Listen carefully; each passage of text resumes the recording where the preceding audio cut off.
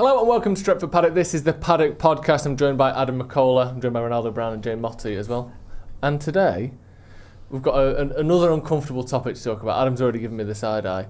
Are Man United the problem? And if we are... What other eye can I give you from this position? You could look at me straight on like I'm looking at you. There you go, that's nice. Look at that. Double front eyes. Profile to the camera. Yeah, exactly. Not great. But United might need to accept the fact that we might be the problem. And I don't mean, everyone who's left is amazing and all that, but we're going to go through sort of how United players arrive at the club and what they become when they're here, and then players who are at Manchester United and what they become when they leave. And the same with managers. And we can look at kind of why, basically, no matter who you are, you arrive at Man United and you turn into a bad player over the next sort of 2 or 3 months. And I don't quite understand why it's happening. Adam, before we get into that, how are you? I'm alright. You good? Tired today. Oh, yeah. Sorry, little soldier. Yeah, little tired, little boy. Did the late equalisers not give you a bit of energy for the week, or do you feel a bit deflated after that Everton game? Equalisers for who? United. No, Ugarte. Oh, yeah, they were class. What's up with you? I told you I'm tired, innit? Yeah, but you can't just be tired for no reason. I am a tired If you can't man. get excited about an equaliser against Everton that keeps us in 15th, football's not for you, bro. I know, I'm Seriously, Football's get a not. grip. They're the I'm things starting to think football dreams isn't are made for of. Yeah. We've done it now. Yeah, innit? Should we just quit? Yeah, that's cool. should've done that. Have you seen Interstellar 2? I've seen everything. No, you're on fire, you. I've seen everything more than once. Yeah, that's true. Let's just quit while we're No, ahead. you haven't. You know what you've not seen twice? Europa. But that'll be this Stick year. around for that, bro. So we've got a quadruple to I win. might hang up my boots at the end of the season. Yeah. Ronnie, how are you? There was one particular fan that just decided to support Madrid instead. Really? But people do that though. You know what I hate when people normally say do that, that, like so on United. loan from United at Madrid or whatever. Like, shut up. You know what I mean? What? Like people, there's not fans, there's people on Twitter who'll say like United fan on loan at Madrid or whatever till the end of the I've season. seen a like, couple of on loan at. That's Adam. I've seen on loan at Villa. That's you at the minute. On loan at AEK Athens. I've seen on loan at Villa. I've seen a couple of those. do you know what I mean? Come on. That's Marcus Rashford's bio though, isn't it, to be fair? Yeah. Let's have a look at this then. Let's get into a little bit of a sort of case study, if you will, there's 3 things I want to look at. I want to look at players arriving at United, I want to look at players after they've left United, and I want to look at the same for managers as well. Because at the minute, over the last sort of decade, and we're not going to go too far back, but we all know the era we're talking about, United seems to be the lowest point of everyone's career that is involved with us. Yeah. Which is an absolute disaster of a thing to say, isn't it? But let's start from the back. So let's start with Andre Onana, obviously our United's current first choice goalkeeper. We bought him for 50 million euros or thereabouts. He was obviously got to the Champions League final with Inter, was considered one of the upper echelon ball-playing goalkeepers in Europe. He'd had a successful time at Ajax, he'd had a successful time at Inter Milan as well. Finished 23rd in the Ballon d'Or, which again, most of that was because they got to that Champions League final with Inter.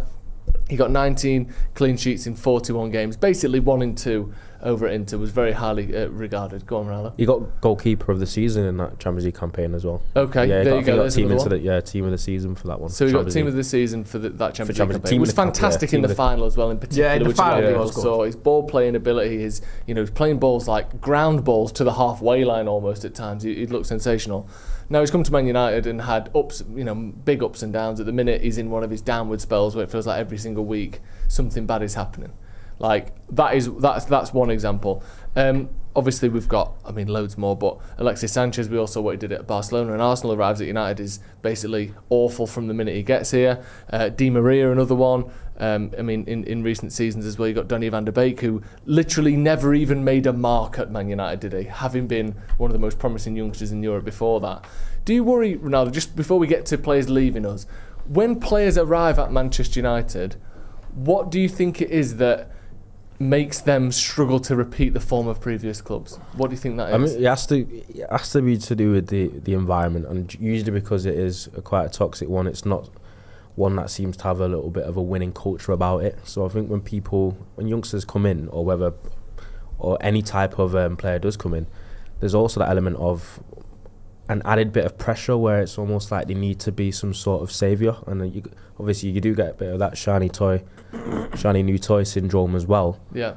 And because I think what's most telling is a lot of players that do make a good start under us it doesn't take them too long to then revert back to the mean of the squad, and it's almost like they've been brought down to kind of the whole vibe and culture around what's happening there. And I think that's usually what's the most telling, because we saw it happen to Mazraoui, we saw it happen to Ugarte in some aspects, and then Dorgu's had a pretty positive start as well, and it feels like you are just waiting for his performances to kind of get dragged down by the rest of the team as well. Because for me, I think it obviously is easier to perform in a squad that's stable and is performing well, and United haven't had that for long periods of time very often over the last 10 years. Yeah. Jay, looking at Onana as an example, because we've spoken about him a lot recently, you've kind of, I think your opinion on him has changed quite heavily in the last sort of couple of months. Why do you think we've seen what we've seen from him? I know he wasn't this mistake-free, perfect goalkeeper before he arrived, but he's looked like he's had the weight of the world on his shoulders at United over 2 or 3 different spells in the last kind of 18 months. Have you noticed that? Do you think that's a Man United thing? Do you think it's an Onana thing? Onana's a bit of a different one, because I think a lot of the issues we've had with players in the past is we've bought players. You mentioned some of them there, Van der Beek, Di Maria, even Sanchez. We've bought them into positions where we might not need them. Like, we've had to sort of shoehorn them into a squad, play them out of position. I think that's affected him. Obviously, Onana, he's a goalkeeper, played as a goalkeeper. He's not had to shift around in position. Yeah.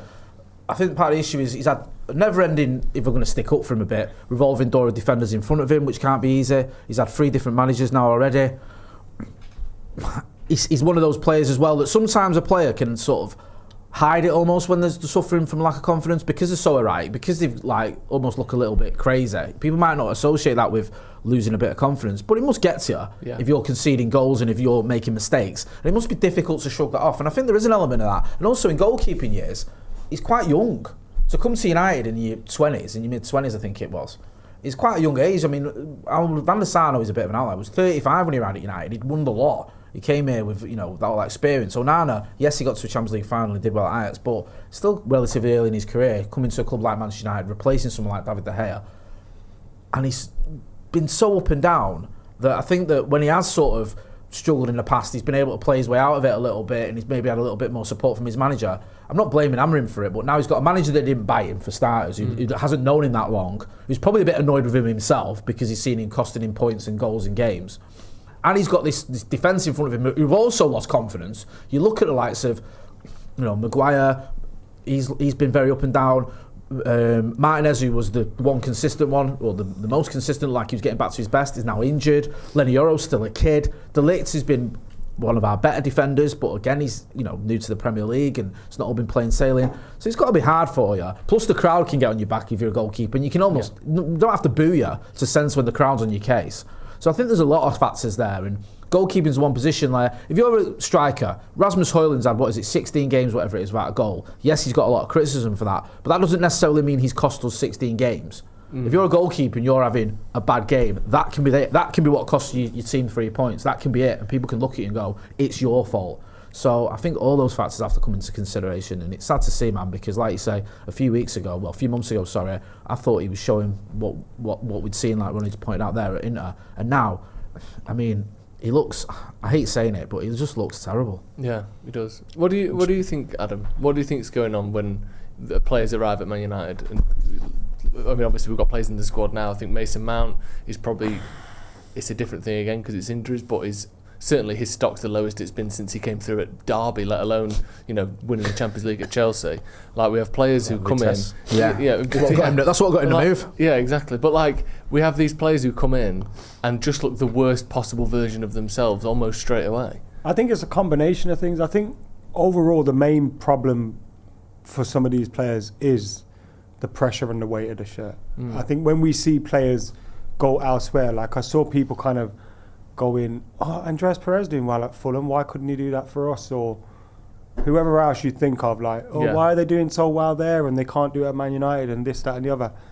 I think the pressure that comes with playing for Manchester United is huge.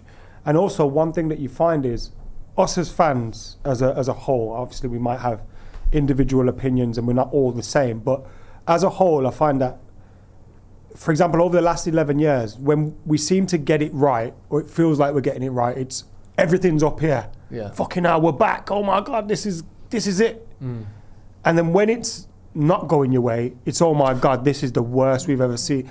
And dealing with those two emotions must be quite difficult when you're either on top of the world or you're in the gutter.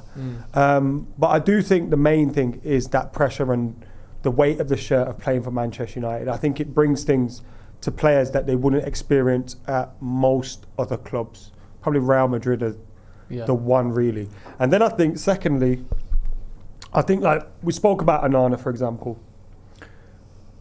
He was great that season just before we bought him. I don't remember the season before that there being a real big push for anyone to really sign it. There wasn't this talk of him being the best keeper. He was on a free to Inter. There wasn't this talk of him being the best keeper in the world or in Europe. Jadon Sancho, we signed him. I wanted him. Everyone wanted him. Yeah. But then, like, you discover after a bit that, hold on a minute, he was an issue at Dortmund. Like, they needed to keep Haaland with him to make, like, you discover all these little things about people. Anthony, he was a 15, 20 million pound player bought for 4 times his value. Yeah. Put onto a wage that was 10 times what he was earning at Ajax. And I think poor recruitment also adds to that, because if you're buying players based off a hot spurt without really doing your research on them, without having the background on their personalities, on them as a player, on everything, then eventually they're going to be found out. Yeah. Because those hot streaks might not last for that long. And so you combine both of those things, poor recruitment and the pressure of playing for Manchester United. I think it's easy for it to all unravel very quickly. And then we're buying him as well, like you said, we're buying him at the end of a little mini hot streak.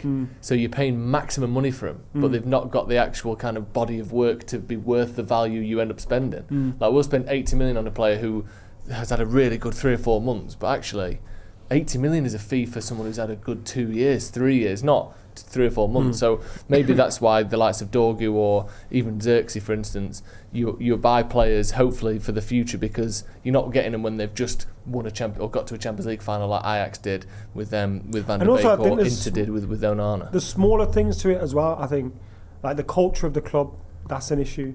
Yeah. You look at, I know it's, but like, you know how Ronaldo left the club, came back, and it was pretty much the same club he'd left. Yeah. There'd been no improvement in anything. Like, everything just stagnates at Manchester United. Yeah.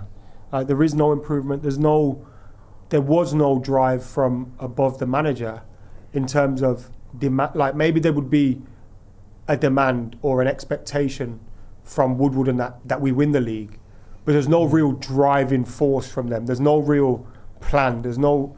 You're just giving a manager a job and saying, good luck, mate. It was okay with the Champions League revenue, though, innit? As long as it was that, yeah. The things that they get judged on at Manchester United aren't particularly what you may be judged on at Man City. Because if you have decent followers and you bring in commercial revenue, then everything seems to be all right. I think there's another side to that point as well of, at United, the feeling is always, unless we are the dominant force in English football, we're failing.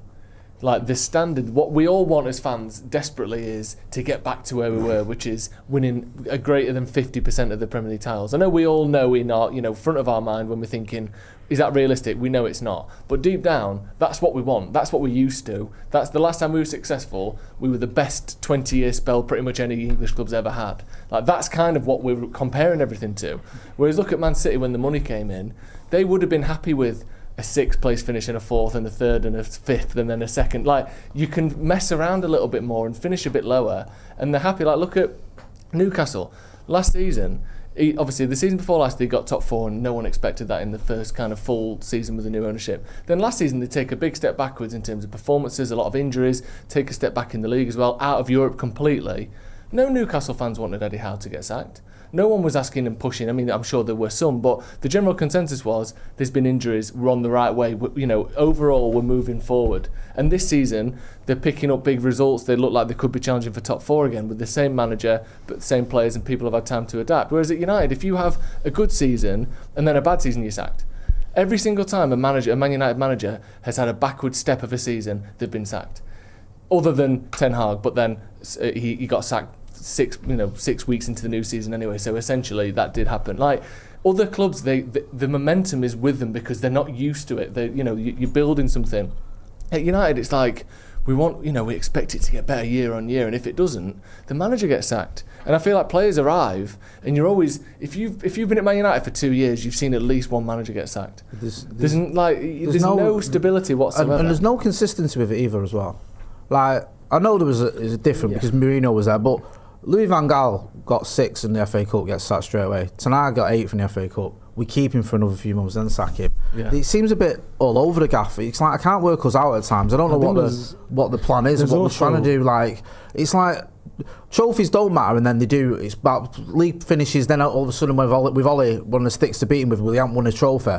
This league performance doesn't matter. It's about trophies. Then with Van Gaal, it was it doesn't matter about the trophy. It's about the league performance. And you just think there's no like at least with Chelsea, right? United have done almost what Chelsea have done since Abramovich came in, but we've just done it worse. Like we have this idea that we're long term. They sack managers every sort of 2 years, or whatever. They've sacked managers like Ancelotti won the double. Next season he finished second, they sack him. He's one of the greatest coaches of all time. Thomas Tuchel wins the Champions League, yeah. A year later or whatever, they sack him. Conte wins the title. A year later they sack him. We've done similar things, but we don't win those titles in Champions Leagues. We do it after we've won an FA Cup or finished third or whatever. It's the same model. It's just not done as well, or not as successful, I should say. Joe mentioned how when you're a player side coming in, you're not showing a stability, you're not showing a direction, and you always feel like the manager's on the edge of being sacked.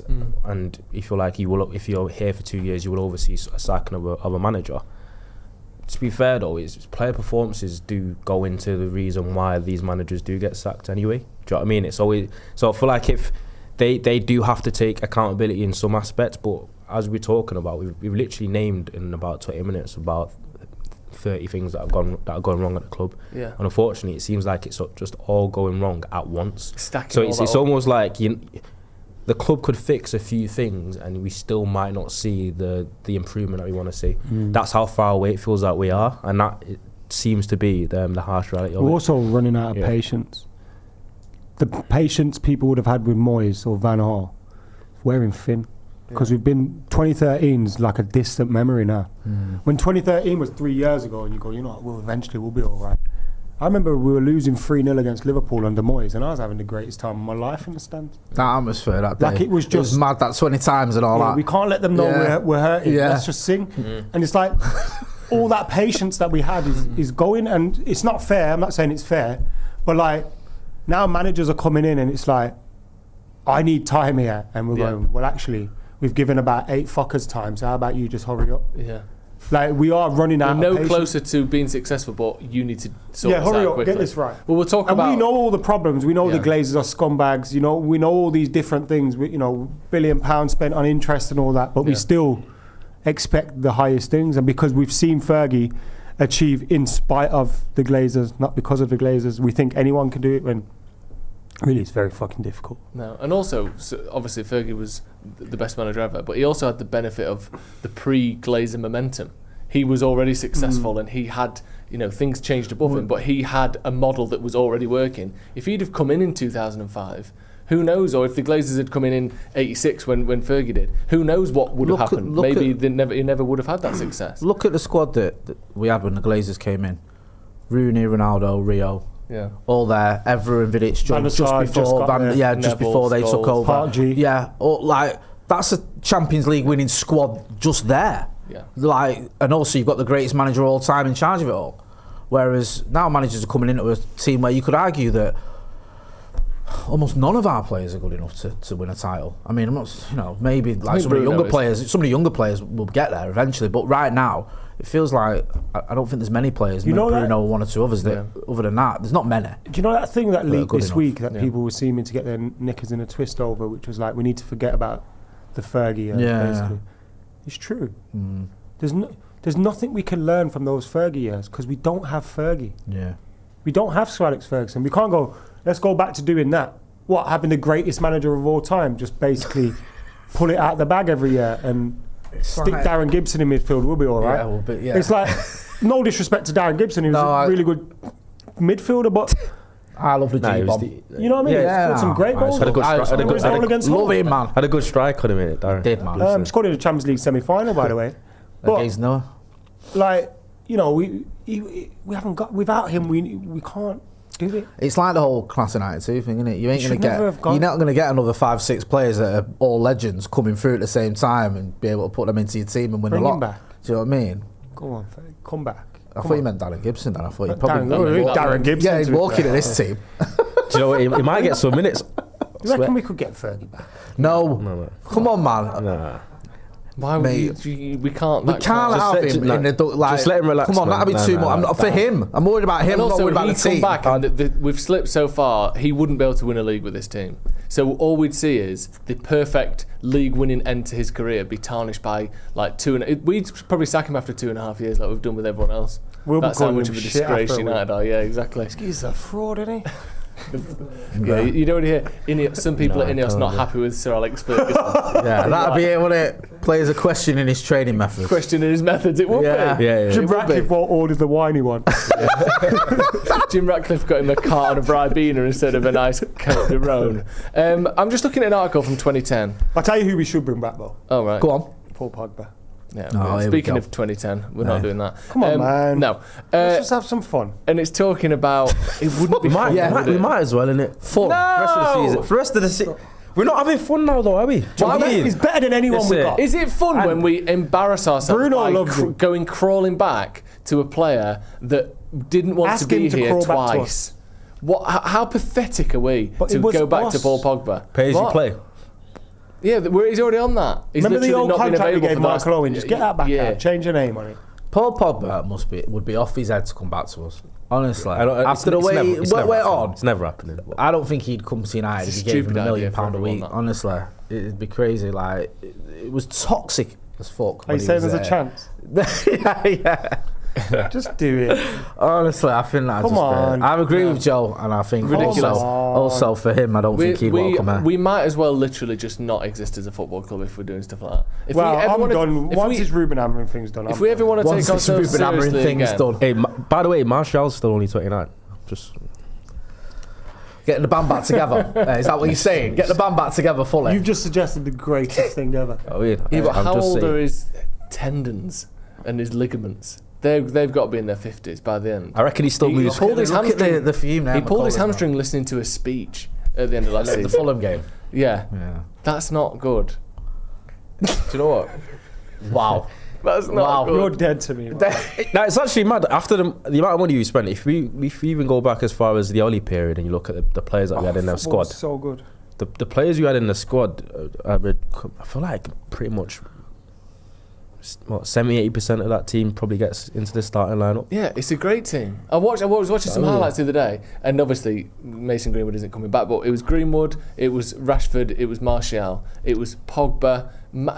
I think Mata was playing as well. Maybe I'm getting the eras wrong here, but Mata was there, and I think like Bruno was there as well. Bruno and I was like, Greenwood, fucking, same team. we had Bruno, Pre-fat Pogba, Lukaku. Greenwood, Rashford, Martial, all like pinging one-touch passes together. We haven't done a one-touch move at Man United in 3 years.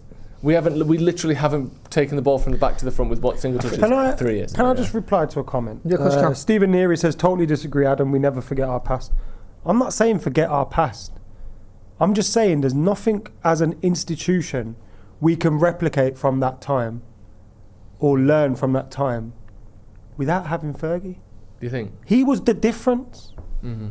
Bring David Gill back if you want. He ain't going to do shit. He hasn't got Fergie. We've been through all this before, like, I get your point, Mark, because we went 26 years without a title, and it was like, by the time we won it, we've been through so many managers and so different than the team that had last won it. And I think it's a similar thing now, isn't it? It's not going to be the same Sir Alex Ferguson way by the time we win another title, whenever that may be. It's just depressing at the minute, it really is. It's like you're trying to look for positives and I don't like coming on here and just being like, oh, what's going wrong and how many times is it going to take and what can we do?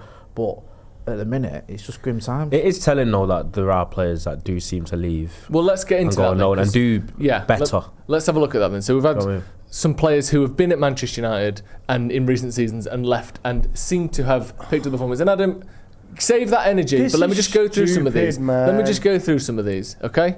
So we've got people like, I think Anthony Elanga is a good example. Someone who at Man United was an interesting, exciting young player when he came through. Had some good moments, obviously, at United, but it almost felt like you could literally see the confidence and energy and life being sort of drained out of him every single minute he played. I did. Then he goes to Nottingham Forest. He's got 17 goals and 8 assists in 67 appearances, but this season in particular has been in sensational form, counter-attacking football. Him and Chris Wood link up has been absolutely fantastic. And where are they? 4th in the league at the moment, in the Premier League. 3rd, apologies.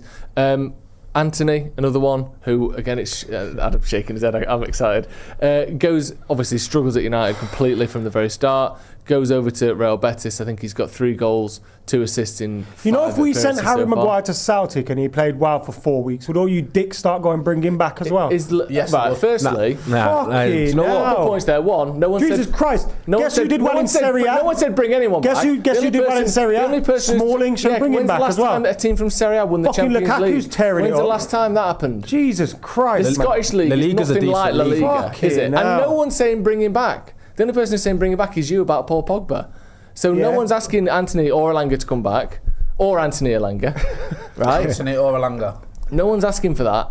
But there is a point to be made that whether you can maybe mention the league, you can mention the style of play, whatever, these players look happier and more Anthony's playing for confident. Real are playing Betis. better. Yeah, against the same teams that Real Madrid and Barcelona play against every week. Yeah. That get them in the right shape to win the Champions League. I every don't think defending's better in La England. Liga's not a than La bum Liga. league, is it? No, but playing for Real Betis is easier than playing for Manchester United. Well, why? There's a reason he goes onto the pitch at Old Trafford and his balls shrivel because he can't handle the pressure in it. He's a £15 million player. So how do we we put an £80 million price tag on and say, go bring it at Old Trafford? that is literally part of the issue. But Real Betis is 7th. No, that's I think the truth in what he's saying. The reason he goes there and he looks confident, he's not an £80 million player with all the pressure of that. It's the weightlifted thing, He's not innit? Yeah. expected, like, you're an £80 million player, you're playing for Manchester United, you better be turning up every week and doing something special, otherwise you're a complete waste of money. And we saw in those first few games, Maka pointed out to me on the watch along on Saturday, whenever it was we played. His start at United was very similar to his start at Real Betis. He scored 3 goals in his first 3 games at United. People forget that. The trouble is he scored 9 goals in the next 80 games he played at United or whatever it was, because his form more or less fell off a cliff. And there were some moments, the goal against Barcelona and one or two others, but his form deserted him. Yeah, he started so well. And what happened was pressure, expectation. He did his little corkscrew thing, whatever you call it, and people started wanting to kill him. I love that. Yeah, I did. I was at the game. My son, we loved it. But the media came for him like he just pissed on the. Your son stopped crying for 2 minutes. Yeah, then didn't last long. we soon sorted that out. And like, it wears you down, and it's like all the pressure, expectation, it gets you. You can see that, and you can see now he's. And not. also, let's not forget here, Anthony is someone that refused to play at left back for a manager. He didn't refuse, he just whinged. He fucking did. Well, he did do it. Shitty little attitude. Yeah. It's no wonder he goes away and does well, because he's got people going, "Oh, Anthony, you're great," and that. No, you're not great. Well, okay, let's put those. To be fair, let's separate those. We saw Anthony enough. Let's be honest. We saw Anthony enough. He's not great. No, and this He's is doing well at best. No but one he's is not- saying he's that not good. these players are bringing Anthony back 3 weeks after he left would. Jay's favourite player. Absolutely Yeah, catapult us up the league. No one's saying that, but is there a way we can I was emulate? riled by that. Sorry, I didn't mean to interrupt. No, go on. The Gabrielle thing riled me. Yeah, exactly, and it was bollocks. So who the fuck does this? Tigers, Panthers, embarrassing, any of the man. large. That face he made when he got cats. subbed on, the little frown thing when he's like pouting. Second favourite and Who's ready to go?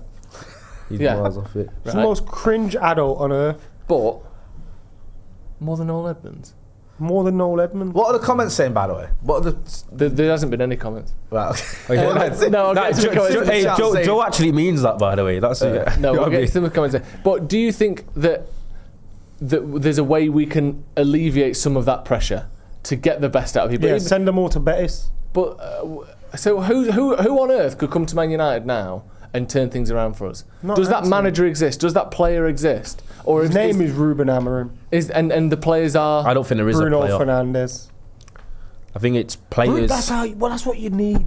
Cut Bruno, man. Look at him now. We embarrass him Alan every Shearer year. basically called him the shittest player in the world on Match of the Day. What the fuck does Alan Shearer know? No, but it doesn't matter what he knows. He's got as much sours as he has hair, the but fucking dick. The narrative around United players, including Bruno Fernandes, Mate, Bruno is Fernandes has been awful. a godsend. I Without completely Bruno agree. Fernandes, we'd be 20th right now. Bruno Fernandes, every single season, double figures goals, double figures assists, puts in a shift, fucking works his bollocks off. Yeah. You can clearly see he cares. That's what you need. 11 of them motherfuckers. Yeah. Just 11 Brunos. Let me get into some super chats and comments as well. Nick says, Makola, let's go. There you go. Colin Wilmot says, I partly blame club politics. Players picked on price tags and wages instead of week-to-week performances. How do Onana and Højlund start every week? When was it? It was only last week where Onana was the only fit first-team goalkeeper. I mean, won it. you And can also, put Harrison in there if you want, but that would be insane. It's a good point what Jay made though. Like, Thank you. we didn't know what it was yet. like, Clip that up. if Højlund played in goal, he wouldn't be allowed to start every week. Like, it is mental. Yeah. You know, like he's been poor for a very long time. Yeah. But And just allowed to be two poor. strikers and the other one's already starting. So was it? Who This is does what I that? mean, like- I guess we could play cheat. I sounded mental. Like, I did the overlap earlier, and I sounded mental because I'm defending Ruben Amorim, and obviously the football's shit, and we're fucking 15th, and all this stuff, and I'm like, geez, we've got to have some patience with it. But then you look at the team, and it's like, who do we pick? Yeah, I know. Who can you pick? It's either the team he's picking or children. Yeah. That's the answer. That's the only It's a worry, alternative. Sorry, it's like, okay, if you don't pick Højlund, it's got to be Cheeto, and I think a lot of people are actually saying that. But Cheeto's, he's only 17. He's not ready. and that's what I mean. Yeah, he looked Like, nervous, innit? He like- looked all right. I don't know if thought he looked nervous, but I just think physically he might not be there I'd love yet. to but see him brought in properly. He did more than Højlund Thrown in 2 at a minutes. 17-year-old, Yeah. go and win us. He did. Get us out of the quagmire. He caused more issues than Højlund did, but I still think, as you said, it'd be so much easier to have these young potential players kind of come into a much smoother environment, I innit? mean, look at Better team dynamics. So just Exactly. don't, just the way it is. It just feels like for a young player academy player to come into that, I don't know. It's going to be difficult. None of like the Class of '92. The reason they were successful, they came Yeah. into a successful team where you had Eric Cantona in it, you had Roy Keane in it, you had Steve Bruce and Pallister and leaders in it. Do you know what I mean? Yeah. You didn't throw them into a team sat in 15th who haven't scored a goal for Put the about class of 6 months. 92 into this squad now. Watch them fucking Yeah, drown. you know what I mean. It'd be like You date all of them. I would. Would I? Would I? I hope not. That sounds sad. But you know, no, I do know what you you'd mean. be of like- course. I was saying No, this he's a before. shit. I think you could put any player in the world into United. these team frauds. and we'd What's this? yeah, Get rid of we'd him. get dragged down. Sell him. Get rid of. That ginger one needs an inhaler. Yeah. Yeah. What the fuck's going on here? Another thing then, managers. So we've looked at the player side of things. Yeah. The manager, who is the one who, I know we all know deep down, again, this is like what you think but what you know.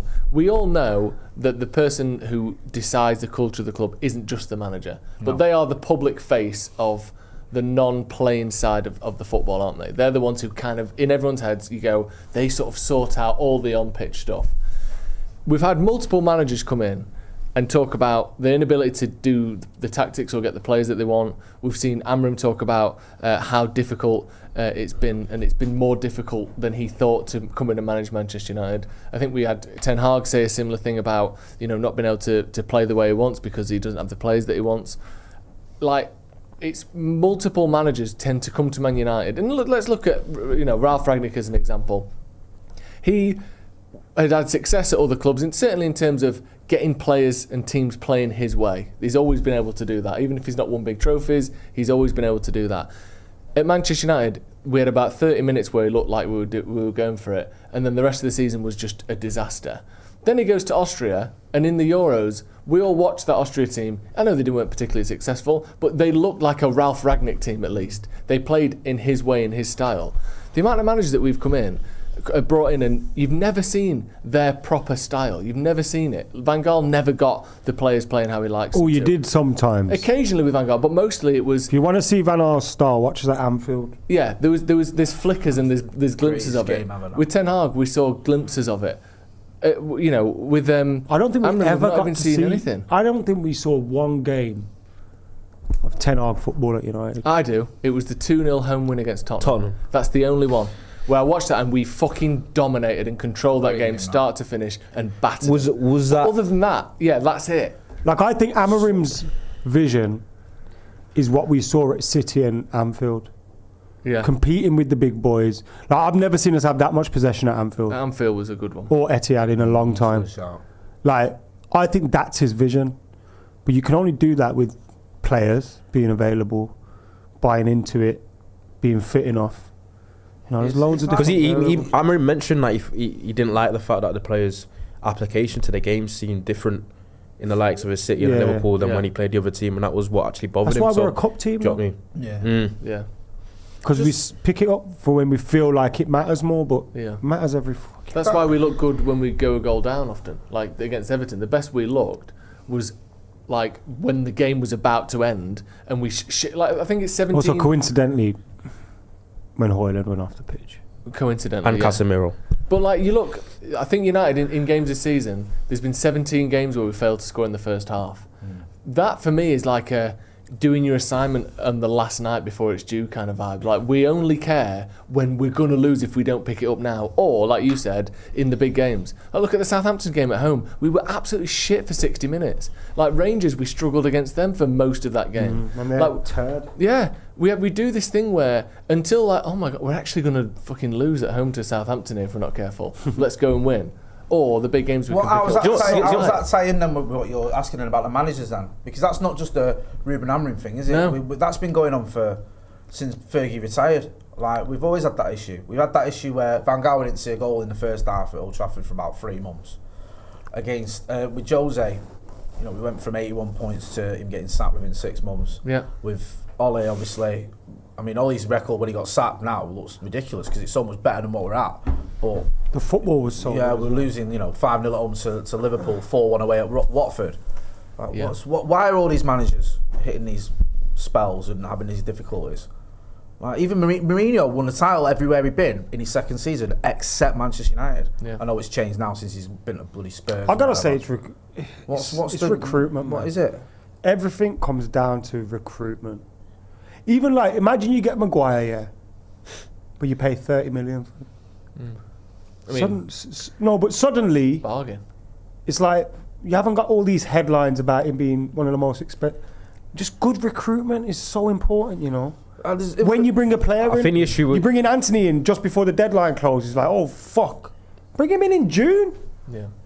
I think there was a lot of interest in Maguire when we tried to sign him. I don't know if that bumped the Well, price Mourinho up. wanted him, didn't he? No, I'm not saying we could have got him for Pep 30 and City million. wanted him, didn't they? Yeah. But what I'm saying is, like, if you agree a good deal, Yeah. and again, that comes down to why not in December before the transfer window comes? Are you not discussing these things? Why are you not already at the table? It definitely helps. Look at the inverse of that. Like at the minute, I know we all like him and I think he's a very good player and there's quality there. But Mazraoui's having a bit of a tough time at the minute. Yeah. He cost 14 million quid. No one has ever referenced his performance to his fee once. Even Bruno Fernandes, he cost a lot more. Was he 46 million? You never, even when he's going through a bad time, it's never what a waste of money. It fit 46 because 46 million for an attacking midfielder is actually not. You know, It's it's in Donny that. Van de Beek. it's in Dorgu's that 25. Yeah. It's in that acceptable bracket. Like Bruno, like Anthony's fee was compared to his performance every single game he ever played for us. Maguire was the same. Like Paul Pogba was the same. These big name players with big, not even big name players. Anthony's not a big name before he arrived. These big fee players are constantly Not going to be a compared to big that name fee. when he leaves either. No, exactly. But when you get it right, players are allowed to dip in form without, oh, you should get more for this. It's a really good point, that, and hopefully this new idea of buying younger players, or certainly players with like a 50, 60 million euro kind of cap on what we spend, people won't be compared to their fees every single time they have a bad game. You can ride out a rough patch without being, look at what he is compared to what he cost. That is a big problem, definitely. We've got a couple more super chats. Brian Casey says Onana's saves are a big issue and only down to Onana. Surely a goalkeeper is taught at an early age not to parry the ball into dangerous areas. Yeah, you would think so, wouldn't you? Akash, has anyone considered that the club don't want to be successful anymore whilst the Glazers are still majority owners, as mad as that is? I can't imagine that. They need it to be successful to make money. Yeah, and Ineos do as well. What that success looks like is that winning the Champions League or just qualifying for the Champions League. Yep. I don't know, you can obviously argue amongst yourselves, but they need to improve the club to be able to make money from it. Yeah, definitely. The Juan of PP says, what do we do in a time where everything is harder and faster to deal with? It feels like we can't even seem to find a solution to stick to while others are thriving and winning. It does feel like that at times, and we've had more... Ruben just needs to make sure he sees this through to the summer. He needs, in pre-season, so important, man. Yeah. Sub Just N. so important. Sorry. Just go we get there, because I'm not gonna, honest to God, we hear sounding a little bit, obviously there's a lot of dread Deflation. in the conversation, but I don't see where things get much better until the season ends. That's the thing to remember. So I don't know. There's still 3 months left of the season. That's the issue. It feels like we're waiting for it to for end. another 3 months. You see it now in the comments. There are people who want Amram to go, don't think he's good enough. Though, like, there needs to be some uptick in performance, otherwise those numbers are only going to. Do you know what it is? Do you know what it is? Common sense tells you that he's had literally no signings apart from Patrick Dorgu, who actually looks like he fits the system straight away. He's performing decently, and he's coming to a team in a situation that would be difficult for any manager to turn around very quickly. So it feels like he does. Your common sense tells you he needs a summer window and he needs a little bit of time. But the issue in football is, at the same time, Amram does in these next 3 months need to show Ineos and the fans something to get behind. Yeah, it's not a situation of this just blind faith of we could lose 7 of the next 8 games and it's just there's no worries, there's no concerns. He's got a God-given right to get the transfer window. That's just how football will work, and that's how some fans will see it, because patience isn't it's not infinite. Do you know what I mean? There has to be some positives in the next 3 months. I think Sunday's massive. I think you lose at home to Fulham, you get knocked out of the FA Cup. I think the cup, having the fact that he's still in the 2 cup competitions helps with positivity. It helps with a little bit of light. Yeah, there's something in there. Something to hold on to, because no one's buzzing about whether we're going to finish 13th instead of 15th. But being in the cup competitions, at least it's there's something there. It worked for us last season, didn't it? When you was watching a lot of awfulness, but at least we were still in the FA Cup, and obviously we won it. So yeah, I agree with what Mac was saying earlier. You've got to stick with this guy, give him time. And it's not going to be one window either. It's not going to be the summer. No. And from what we sound, what Ineos are saying, they've just ready to lay off another 200 staff.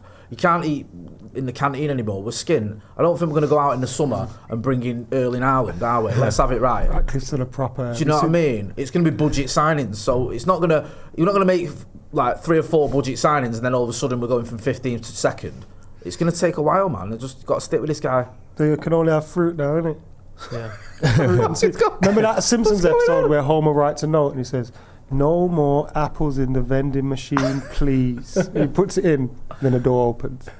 About Godbury Birds reads it and he goes, "Right, don't worry about that. There'll be plenty of apples." Yeah, that's what Ratcliffe said. Just pure apples. No more apples, please. We've got no worry about that. Plenty of apples. The optics do look bad on Ineos, innit? But they've got to do it. But listen, everything that Ineos are doing now from this cost-cutting perspective, as bad as you look and as bad as some of them are, I think some of them are a little bit OTT.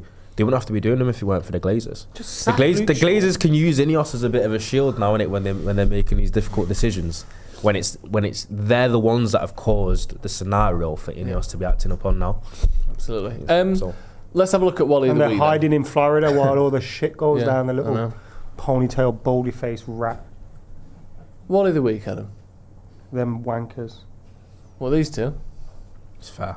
Nice. Throw the head. I don't do that. Can I Avram and the gang. Can I go first? I agree with that. Obviously, we hate the Glazers, but just the media and social media and everyone with this reaction to Ashley Young. Where was his energy when he was diving for United? And everyone wanted to kill him. Now everyone's his best mate and sympathising and saying, "Oh, it's an outrage and United should be investigated and they should change VAR and all this other shit because he fell over."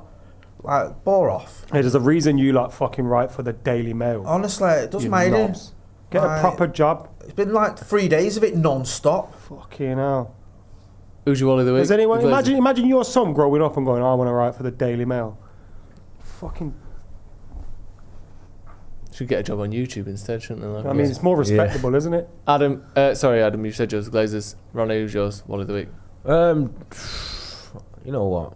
It's on brand. I'm just going to say Mikel Arteta. Yeah, good lad. Well, what's he been up to? Handing Liverpool the league. Yeah. I mean, we deserve this.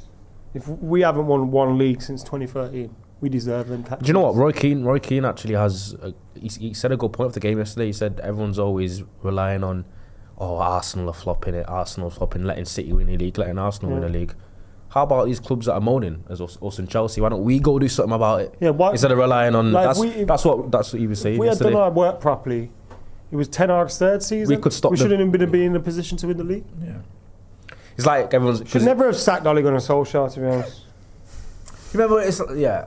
Mate. Fergie shouldn't have left either. Like, It's a good point now because everyone does have a go at Arsenal. Can't believe he did I'm that not going to to us. stick up. For Yeah, it, no one else is No challenging. one else. It's like when Sim Edmund was playing at Wimbledon, everyone used to have a go at him because he wouldn't win it. And I thought, well, who else? The next Nah, he he was was like, fucking shit. Yeah, but all right. Britain He was, number 2 is 180th in the world. yeah, it was literally like the closest one to him from Britain was like 200 spaces below him. Henman Hill, Do you know what my I mean? arse. And it was like he got all the shit for being far better than anyone else who was British. He still deserved a lot of that shit. I didn't care about tennis. It's middle class. Even Goran Ivanisevic won it in that time. How many He was tennis a games have you fucking played wild and card. watched? Come on. I've watched I've been loads. to Wimbledon, I you watched know. Oh, Tennis is great. Sorry over there. Hey, Your jumper's made out of a tennis court. You can't say it. believe you and me though, when Arsenal do, Believe you me. Believe you me? Yeah, what have I got to do with it? We'll touch you with a 10-foot bars pole. I think that's the first time I ever said that phrase. You know, Believe you Sometimes I- me? Do you know what I mean? Just turned into an old Yeah. auntie. I don't think I've got. I don't think. I've never heard you say it I don't think. It stood out like a sore thumb. That didn't You it? were testing. Wait. Why? Believe you me. Oh, Ronnie there from the Ronnie there from the back post. Oh, Look at your shit in it. I actually don't know what's happening. No, do I. I don't know. what's Anyway, going on. believe you and me. But your When you veins say about to believe pop you out. me again, I like it. Go on. First things first. Nah, I was gonna. When Arsenal do actually not win anything, Yeah. I will be the first one there, front and centre, to take the piss. Yeah, we'll all be loving that. But at the same time, Arsenal fans could say like, "Fucking hell, can anyone else try and challenge?" Do you know what I Yeah. mean? Maybe us Just- not being the most successful team in the country will just make us being shit feel better. Can't we start a new Super League with just us in it? Yeah, we just win Start every rolling. year. Us and the Resis. Yeah, us and the Reds. Our Resis and the women's team. Yeah, We we just finished win every. third. Yeah, we. The women's team We finished fourth, and that's the problem. Right, everyone. Who's your Wally? My yeah, one go of the on. week. Probably. I mean, City were pathetic yesterday, weren't they? They're just mate, embarrassing. I'm sick of. Yeah, I forgot about that. I'm sick of everything. I'm sick of Salah doing so well, but I can't call him a Wally for playing really well, can I? Don't know. Maybe Ashley Young. Thought of all the teams to die. No, it's against, Ashley Young. Don't Ashley do it. Young, Don't go do it fuck against yourself. us. You're We're the dead ones to that me. I thought he was need going to say you. Docky or something. No, he's dead to me, Ashley Young. No. That's what he does. That. Darren What annoyed me Ferguson was the right reaction. also. The reaction to it that annoyed me. It's like everyone who used to hate him now loves him because he's playing against Also, United. I'm glad his son never got subbed on. He said that. I just fucking said Darren Ferguson was right. When I said it the other day, I got shit for it. Fucking Well said, Ronnie. It's a great point, that, bro. Shit, where did he say it? Was it before? on here Yeah. When? and on Twitter. A second ago. I did it. all. Tweeted him about that. Nothing long time. offensive. Right. I'm sorry. Thank you for joining us for the Paddock Podcast. Are we the problem, McCall? Is United the issue? Or do we just... We're have not the a right problem, players? no. It's everyone else. Santny and that. Right, of course. Cheers, Roddy. And Cheers, Jake. Avram and that. I real bet it's they're not in the Europa, are they? We're in the Please. conference. Oh, I was going to say. He won't be playing against us anyway. Yeah, no. Mind you, we did that with the low, didn't we? We let him. What? remember? Don't worry, you play. So imagine. Sorry about we put that imagine- He played the day after. I imagine a scenario though. Obviously, McTominay wins the Scudetto for Napoli. Anthony wins the Europa Conference League with Real Betis, and somehow Villa win the Champions League. I want Rashford to win the Champions League. I want Villa to win the Champions League. It's better than Liverpool. some of the other I wouldn't mind that. Yeah, I would just- to be fair. Jesus. Shit, tell me these days. Just wishing everyone else to win stuff because we know we can't. Brilliant. Thank you for joining us. We're back tomorrow. See you in a bit.